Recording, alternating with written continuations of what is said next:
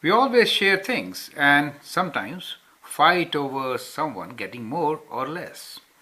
Now that is where comparing fractions come into picture. Now let's see how to compare fractions.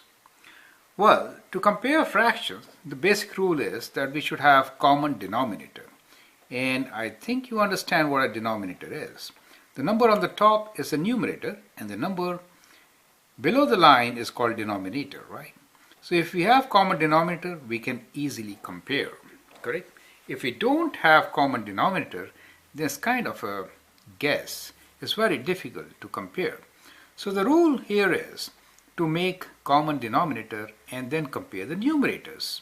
If numerator is bigger, then the fraction is bigger. If numerator is smaller, then the fraction is smaller, right?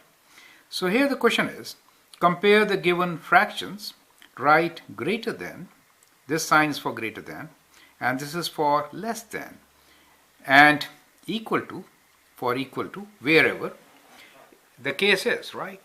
Now, here are 4 examples and they all are 4 different types. I will actually teach you how to compare fractions with different methods using these 4 examples. So the first one is straightforward, which is 7 over 11 and 8 over 11. You need to figure out which one is greater or which one is smaller. So let's talk about which one is greater. If you have common denominators, let us say a piece is divided into 11 equal parts. One person gets 8, the other person gets 7. So of course, the person who gets 8, he gets more share, right? So that one is greater. Since this is greater, the bigger side will be towards 8. Or we can say 7 over 11 is less than 8 over 11, right? So that is the less than sign used here. So it was easy. It was easy because we had the same denominators, right? Now here is the second one. It says 1 out of 5 and 3 out of 10. Well, to some, 3 may look much bigger and they may just point arrow in this direction saying 3 out of 10 is bigger. But is it really so? We need to check. Now to check this, what we should do is we should make common denominator. Common denominator, 5 and 10. What do you think is common between 5 and 10? Well, 2 times 5 is 10.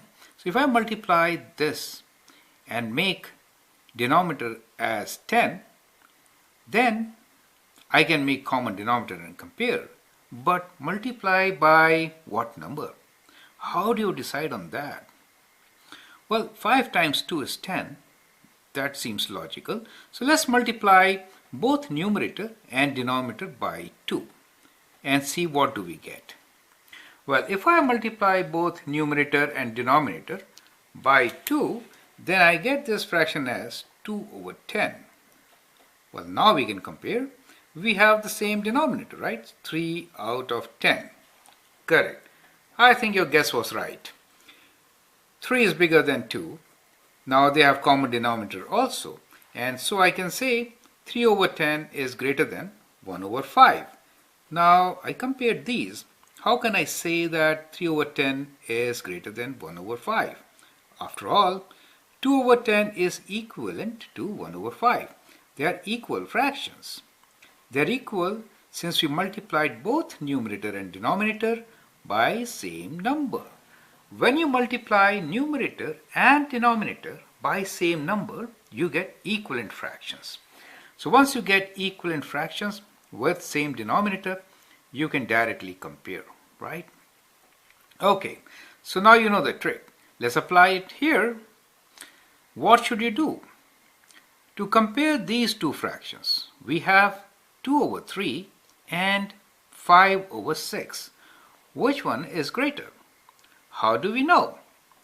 Well, denominators are different, 3 and 6. We need to make them same. How can we make them same?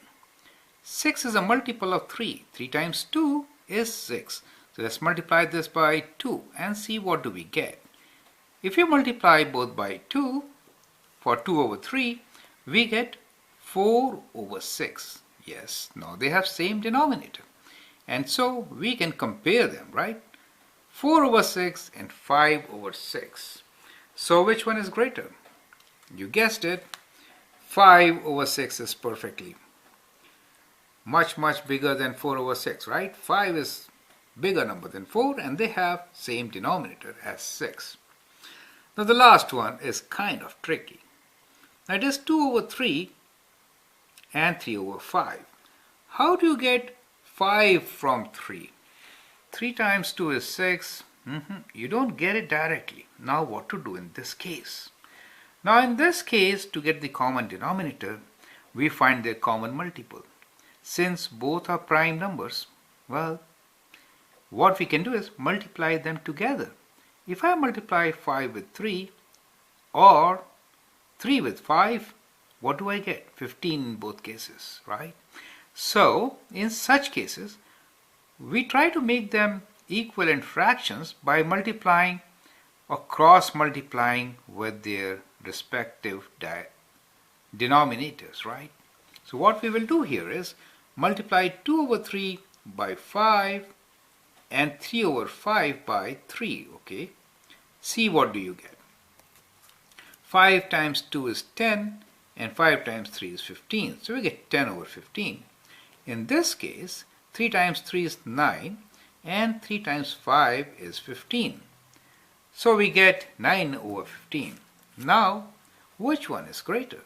Well, 10 over 15 is bigger than 9 over 15. So we make an arrow here saying 10 over 15 is greater than 9 over 15. Now 10 over 15 is same as 2 over 3. 9 over 15 is same as 3 over 5. So we can say 2 over 3 is greater than 3 over 5. Do you get it? So we did 4 fractions and we compared them by making their denominators common, right? And the method applied was we were trying to find a common multiple. And in all these cases, we tried to find the lowest common multiple, right? So the trick here is find lowest common multiple.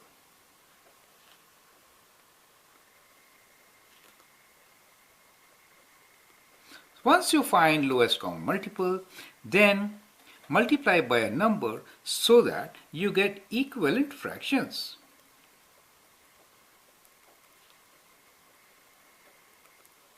So you need equivalent fractions with common denominator.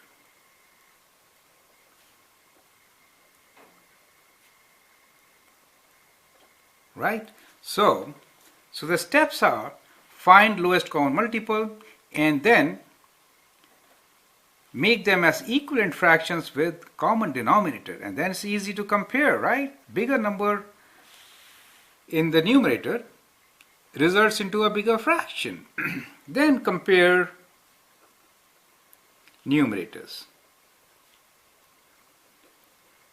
Right? I'm writing these terms denominator, numerator, equivalent fractions, common multiples again and again so that you get to know them and you become friendly with them, okay? So a fraction has numerator on the top, denominator at the bottom, and when you are comparing them, then they should have same denominator. If they don't have, then somehow you have to make them same by finding lowest common multiple. Now, between 5 and 10, the lowest common multiple is 10. 3 over 10 already has 10. 1 over 5, you have to find equivalent fraction with denominator of 10. How do you do that? Multiply by 2. When you multiply both numerator and denominator so that you get equivalent fraction. So 2 over 10 is equivalent to 1 over 5. Since they have same denominators, you can compare by numerators. 3 is greater than 2, so 3 over 10 is greater than 2 over 10. Now 3 over 10 is same as 3 over 10 and 2 over 10 is same as 1 over 5. These are equivalent sets of fractions. So we can write 3 over 10 is greater than 1 over 5. It could also be read as 1 over 5 is less than 3 over 10. Do you get it? So that is how we have done. Here also you found common multiple is 6 and you multiplied the first fraction, both numerator and denominator, by 2 to get equivalent fraction 4 over 6. And then you compared 4 with 5. Since 4 is less than 5, we got 4 over 6 less than 5 over 6. Correct? That's how you do it. The last case was kind of typical. It was both prime numbers, you see, in the denominator. In that case, common multiple is their product. Multiply them together and cross multiply. So when you multiply 3 and 5, you get common denominator of 15. To get the numerator, cross multiply. So I'll show you what I did. I multiplied 5 with 2, got 10, and then 3 with 3 got 9, right? And then we compare the numerators, and I know 10 is greater than 9, therefore 2 over 3 is greater than 3 over 5. Do you get it? Again, review. What did we do? First step was to find the lowest common multiple, then find equivalent fractions with common denominator. And then compare your numerators and write down the answer. That is how we do it. And now I got some practice sheets to do this. Okay, thank you.